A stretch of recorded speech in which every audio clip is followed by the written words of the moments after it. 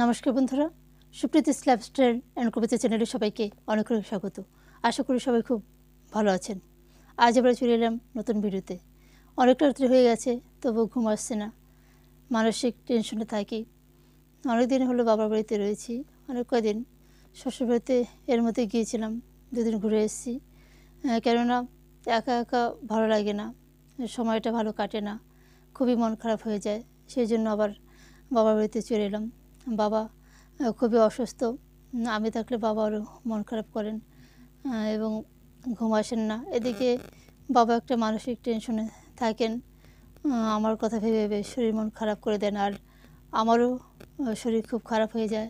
তাই একটু রেস্টে বাবার বাড়িতে রয়েছি। এর আগে আমি বলেছি, আজও বলছি।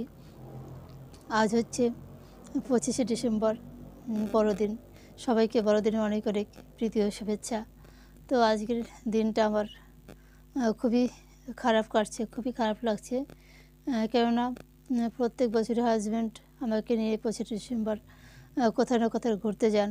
তো সকাল থেকে মনটা খুবই ভারাক্রান্ত, এমনিতেই মানসিক টেনশন এবং শারীরিক সব থেকে আমি অসুস্থ থাকি। তারপরে আজকের দিনটা আরও খারাপ লাগছে, খুবই খারাপ লাগছে। তো বাড়িতে সকাল থেকে অনেক কিছুই রান্নাবান্না হয়েছে বাবার বাড়িতে।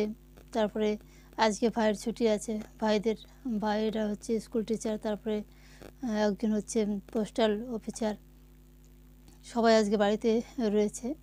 বাড়িতে অনেক রান্নাবান্না, তারপরে কেকের সমস্ত কিছু আয়োজন। কিন্তু যতই আয়োজন থাকুক না কেন, আমার মনটা খুবই খারাপ, খুবই খারাপ লাগছিল এবং সারাদিন খুবই খারাপ কেটেছে। তারপরে বাড়ির সামনে ভাইপোরা পিকনিক করেছে, সেখানে একটু যেতে হলো। মনটা খুবই খারাপ ছিল, আরও খারাপ লাগছিল। চারিদিকে অনুষ্ঠান দেখে আরও অনেক কথাই মনে পড়ছে। কিছু করার নেই, মনটা খুবই ভারাক্রান্ত। ভাইয়ের বউরা বলছে যে দিদি মন খারাপ করো না। তো তবুও এইভাবে সারাদিনটা আমি কাটিয়েছি। এখন অনেকটা রাত্রি হয়ে গেছে, সবাই শুয়ে পড়েছে, সবাই ঘুমিয়ে পড়েছে, আর আমার ঘুম আসছে না। আমার এমনিতেই ঘুম খুবই কম, তবু ঘুম আসছে না, একটু ঘুম আসছে না। তাই ভাবলাম একটু ক্যামেরার সামনে আসি। তারপরে আজকে বাড়িতে অনেকেই ছিল, ভাইয়েরা ছিল, সবার ছুটি ছিল। তারপরে দিদিকে আমি ফোন করেছিলাম, আমার বড়দিরও ছুটি ছিল। বড়দি ICDS-এর চাকরি করে, অঙ্গনারী দিদিমণি ম্যাডাম, দিদি এসেছিলো। তো সেদিন আমি বলেছিলাম যে আমার জীবনে সবথেকে মায়ের অবদান সবথেকে বেশি।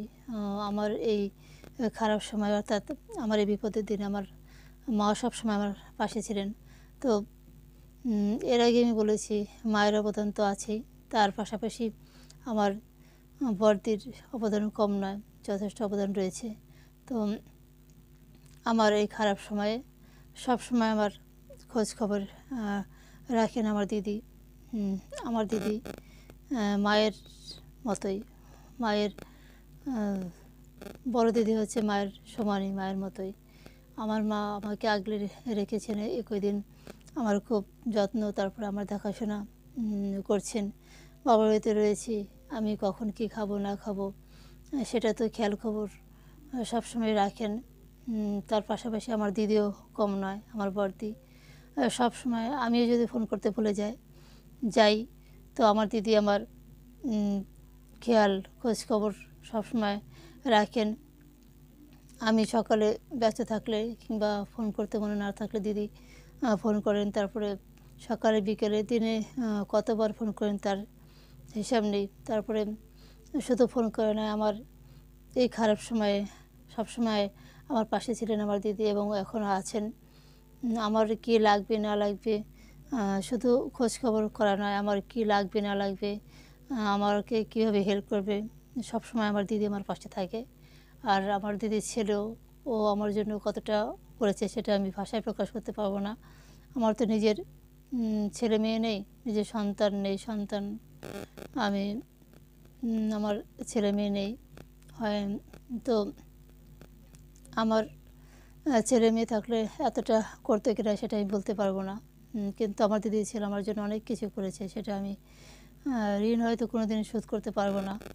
তো হ্যাঁ, কী আর বলবো, আজকের এই খারাপ মন মানসিকতা নিয়ে আজকে দিনটা কাটিয়েছি। খুবই খারাপ লাগছিলো, সেই জন্য সকালবেলায় দিদিকে ফোন করেছি যে আজকে আমার খুব খারাপ লাগছে, তুই চলে আয়, তোর আজকে ছুটি আছে।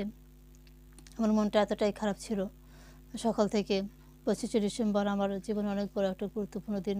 প্রত্যেক বছর হাজব্যান্ড অনেক কেক নিয়ে আসেন, তারপরে আমাকে ঘুরতে নিয়ে যান। তো সকাল থেকে সেটাই ভাবছিলাম, মনটা খুবই খারাপ ছিল, এতটাই খারাপ ছিল সেটা আমি আর বলে বোঝাতে পারছি না। তাই দিদিকে ফোন করেছিলাম, দিদি এসেছিলো। দিদি আসলে আমার জন্য অনেক কিছু নিয়ে আসেন আমার জন্য, তারপরে আবার বাড়ির জন্য। তারপরে অনেকটা সময় আমার সাথে ছিল, অনেকটা সময় রান্নাবান্না হলো, বাড়িতে খাওয়া দাওয়া হলো বাবার বাড়িতে। এইভাবে সময়টা খুবই ভালো কাটলো সেটা বলবো না, সময়টা কাটলো, সময়টা পার হলো। তো ভারাক্রান্ত একটা দিন, ভারাক্রান্ত সময়, মনটা খুবই খারাপ ছিল। তারপরে দিদি আসার পর অনেক কথা বললো, অনেক কিছু বোঝালো, তারপরে আমার একটু ভালো লাগলো, মনটা একটু ভালো হলো। সন্ধ্যার সময় দিদি চলে গেল। তো একটা কথাই বলবো যে নিজের কাছের মানুষগুলি, নিজের বাবার বাড়ির মানুষগুলি যদি সবসময় পাশে থাকে, শ্বশুর বাড়ির মানুষ তো থাকেই, কিন্তু তার পাশাপাশি বাবার বাড়ির লোকজন যদি পাশে থাকে তাহলে একটা মেয়ের মনে অনেক সাহস হয়, অনেক দূর এগিয়ে যাওয়ার স্বপ্ন সে দেখে। এটাই বলবো যে আমার এই খারাপ সময়ে সবসময় আমার পাশে তো আমার মা ছিলেনই, মায়ের পাশাপাশি আমার দিদির অবদান কম নয়। আমার হাজব্যান্ড এই পৃথিবীতে নেই 2 মাস হলো। তো এই মানুষগুলো যদি আমার পাশে না থাকতো তাহলে আমার অবস্থা আরও খারাপ হতো। আমার মা যেমন আমার পাশে সবসময় রয়েছেন এবং আছেন, ভবিষ্যতে থাকবেন, তেমনি আমার দিদিও আমার পাশে সমানতালে রয়েছে, আমার দেখাশোনা করছেন এবং আমার খোঁজখবর সবসময় রাখছেন। তো এই মানুষগুলি আছে বলেই আমি একটু ভালো আছি এবং ভালো থাকার স্বপ্ন দেখছি। স্বপ্ন দেখছি বলতে বেঁচে থাকার স্বপ্ন দেখছি।